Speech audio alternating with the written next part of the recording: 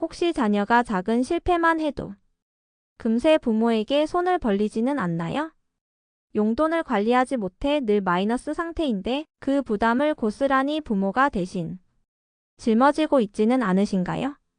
어차피 엄마 아빠가 해결해 줄 거야 라는 안일함이 습관처럼 굳어가고 있다면 이 영상을 반드시 끝까지 보셔야 합니다. 통계청 자료에 따르면 우리나라 20대 청년 중 58%가 여전히 부모에게 생활비를 의존하고 있습니다. 더 충격적인 건 30대 초반까지도 경제적 독립을 이루지 못한 자녀가 전체의 32%에 달한다는 사실입니다. 사실 자녀가 경제적으로 독립하지 못하는 이유는 능력 부족이 아니라 독립훈련 부재 때문입니다. 부모의 작은 습관만 바꿔도 자녀는 스스로 서는 힘을 얻게 됩니다. 이 영상을 끝까지 보시면 자녀가 부모에게 기대지 않고 스스로 살아가는 실질적인 방법을 알게 됩니다. 작은 돈부터 스스로 관리하게 하라. 대부분의 부모들이 놓치는 핵심이 바로 이겁니다. 자녀에게 용돈을 주면서도 어떻게 쓰는지 전혀 관심을 두지 않죠. 아이가 돈을 다 써버리면 또 줘야겠네 하며 추가로 건네주는 패턴이 반복됩니다. 이런 방식으로는 절대 경제 감각을 기를 수 없습니다. 대신 이렇게 해보세요. 초등학교 고학년부터는 한 달 용돈을 정해서 미리 줍니다. 그리고 간단한 가계부 쓰는 법을 가르치세요. 오늘 뭐에 얼마를 썼는지 적어봐라고 말하는 대신 돈을 어떻게 쓰면 한 달을 알차게 보낼 수 있을까? 같은 질문을 던져보세요. 실제로 서울의 한 중학생 김모 군의 사례를 보면 처음엔 용돈 관리에 완전히 실패했습니다. 첫째 주에 용돈의 80%를 써버려서 나머지 3주를 부모에게 손을 벌렸죠. 하지만 부모가 추가 용돈을 주지 않고 꾹 참았습니다. 대신 내가 어떻게 하면 좋을까? 하고 물어봤죠. 김 군은 친구들에게 도시락을 얻어먹거나 집에 있는 과자를 챙겨가는 등 스스로 해결책을 찾았습니다. 그 후 두 번째 달부터는 놀랍게도 계획적으로 돈을 쓰기 시작했어요. 이처럼 작은 실패를 경험하게 하는 것이 진짜 경제 교육입니다.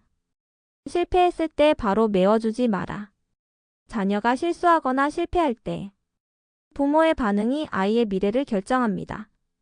괜찮다, 엄마가 해줄게 이 한마디가 자녀를 평생 의존적으로 만들 수 있어요.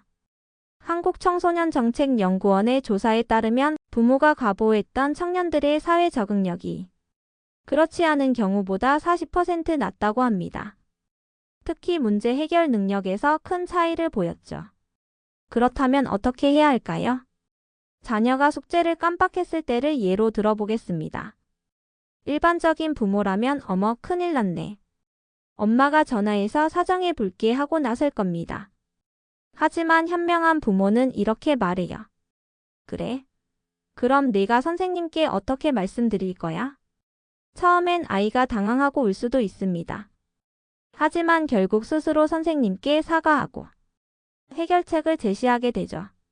이 과정에서 책임감과 문제 해결 능력이 자연스럽게 길러집니다. 부산의 한 고등학생 박모양의 경우도 마찬가지였습니다. 아르바이트에서 실수로 물건을 깨트려 변상해야 하는 상황이 생겼어요. 부모는 얼마야?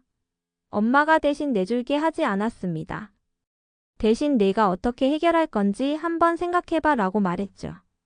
박양은 고민 끝에 아르바이트 시간을 늘려 한 달에 걸쳐 스스로 변상했습니다. 이후 일할 때 더욱 신중해졌고 책임감도 크게 늘었다고 해요. 혹시 주변에 자녀의 독립 문제로 고민하는 부모가 있다면 이 글을 꼭 공유해 주세요. 함께 더 현명한 부모가 될 수 있습니다. 책임감을 기를 수 있는 실전 기회를 만들어라. 책임감은 책을 읽어서 생기는 게 아닙니다.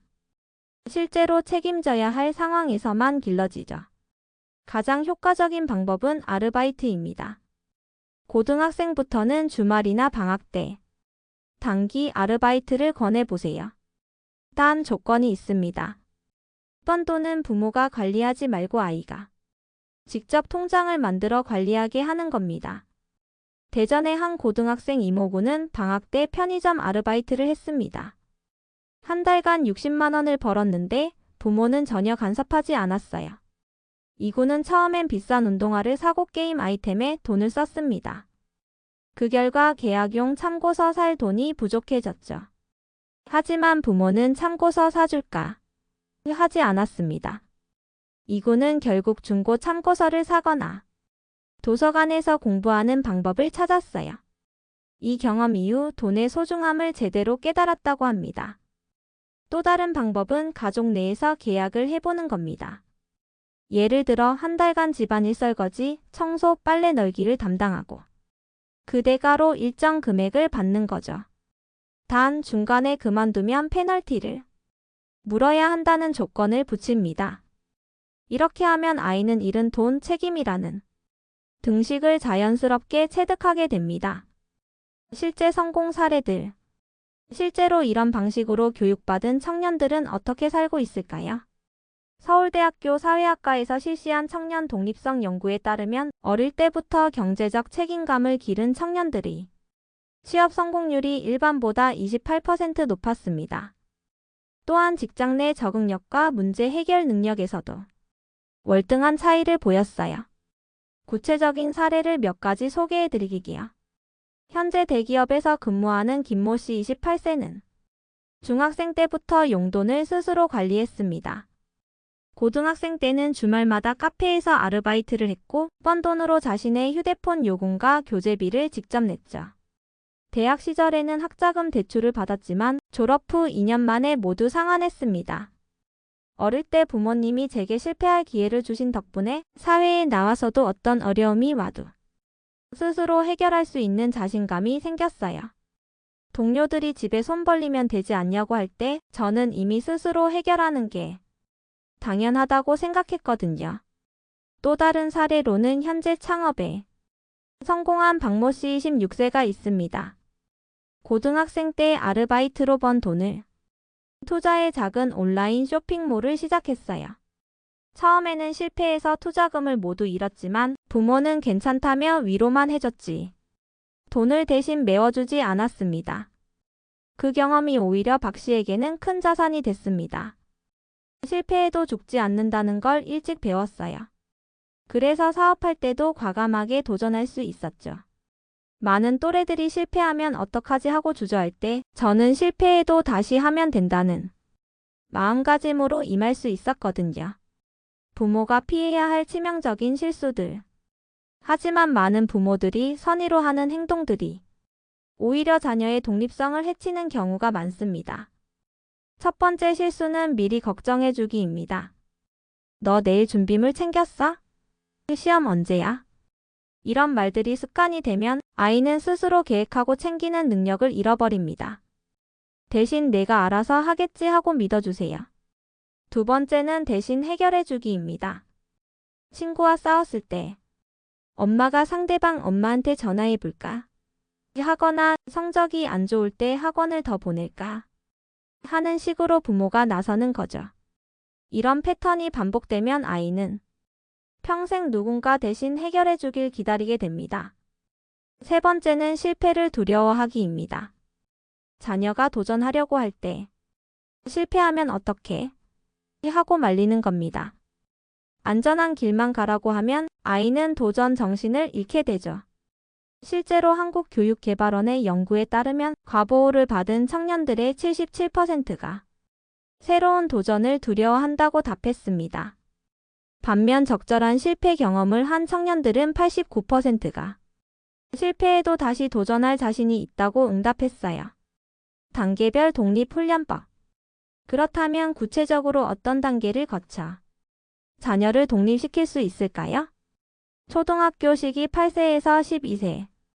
용돈 관리 일주일 단위로 시작해서 점차 한 달 단위로 확장.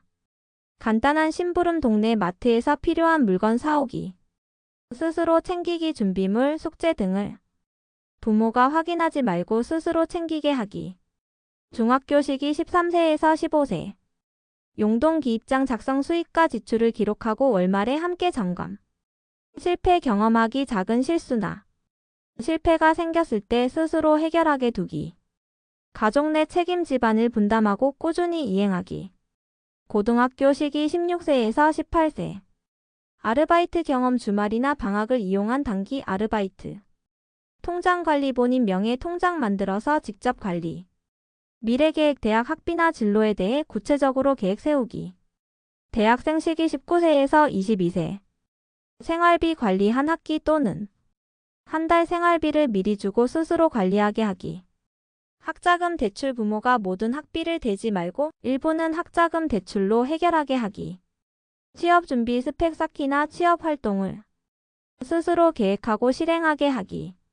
이렇게 단계적으로 접근하면 자녀도 부담 없이 독립성을 기를 수 있습니다. 독립적인 자녀로 키우는 부모의 마음가짐. 무엇보다 중요한 건 부모의 마음가짐입니다. 자녀가 실패하거나 힘들어할 때 내가 도와줘야지 하는 마음이 드는 건 자연스럽습니다. 하지만 진정으로 자녀를 사랑한다면 때로는 냉정하게 지켜볼 줄 알아야 해요. 자녀에게 물고기를 주지 말고 물고기 잡는 법을 가르쳐라. 이 말이 바로 독립교육의 핵심입니다. 당장은 자녀가 힘들어하고 부모인 여러분도 마음이 아플 겁니다. 하지만 20년, 30년 후를 생각해 보세요. 그때도 부모에게 손을 벌리는 자녀를 원하시나요? 실제로 일본의 경우 40대, 50대가 되어도 부모에게 의존하는 히키코모리 현상이 사회 문제가 되고 있습니다. 우리나라도 청년 니트족의 니트 비율이 계속 증가하고 있어요. 이런 현상의 근본 원인 중 하나가 바로 어릴 때부터의 과보호입니다. 반대로 독립적으로 자란 자녀들은 어떨까요? 부모에게 경제적 부담을 주지 않을 뿐만 아니라 오히려 부모를 돌보고 싶어하는 마음도 더 큽니다. 부모님께서 저를 믿고 기다려주셨던 덕분에 지금의 제가 있어요. 이제 제가 부모님을 돌봐드리고 싶어요. 이런 말을 듣고 싶지 않으신가요? 오늘부터 시작하는 작은 변화. 독립적인 자녀로 키우는 건 하루아침에 되는 일이 아닙니다. 하지만 오늘부터라도 작은 것부터 시작할 수 있어요. 오늘 밤 자녀에게 이렇게 말해보세요. 앞으로 내가 스스로 할 수 있는 일들을 찾아보자. 그리고 내일부터는 자녀가 해결할 수 있는 문제에 부모가 먼저 나서지 않기로 다짐하세요. 처음에는 어색하고 불안할 겁니다.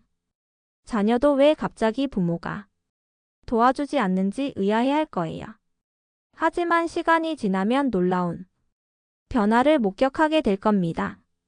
한 달 후 여러분은 전보다 훨씬 책임감 있고 독립적인 자녀의 모습을 보게 될 거예요. 6개월 후에는 자녀가 스스로 문제를 해결하는 모습에 감동받을 겁니다.